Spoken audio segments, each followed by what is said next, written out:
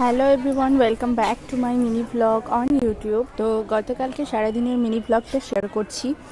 তো প্রতিদিনকার মতনই ঘুম থেকে উঠে সব ফার্স্টে স্নান করে চলে এসেছি ঠাকুর ঘরে ঠাকুরকে পুজো দেওয়ার জন্য।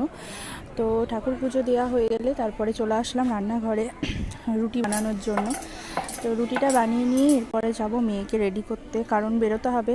সেই সময় আর ভিডিও শ্যুট করা হয় না, কারণ এতটাই তাড়া থাকে না, গাড়ি চলে আসবে বলে। তো এই যে বেরিয়ে পড়েছি সকালবেলাতে, আর এতটা গরম লাগছিল কি আর বলবো, মানে এতদিন ধরে বৃষ্টি হলো কিন্তু সকালবেলাতে এত গরম। তারপরে এই যে আমাদের খাওয়া দাওয়া স্টার্ট হয়ে গেছে। তো উন্নতি দিদি এখানে সবাইকে খাবারটা সার্ভ করে দিল, আর এই যে তারপর স্কুল ছুটি হয়ে গেল, বেরিয়ে পড়লাম। আর রাস্তাতে প্রচণ্ড জ্যাম ছিল। তো যাই হোক, গরমের মধ্যে বাড়ি এসে তারপর বাড়ির কাজকর্ম শুরু করলাম। আগে প্রথমে মেয়েকে খাইয়ে নিলাম, তারপরে গাড়ির মানে যা কাজকর্ম ছিল সেগুলো কমপ্লিট করলাম।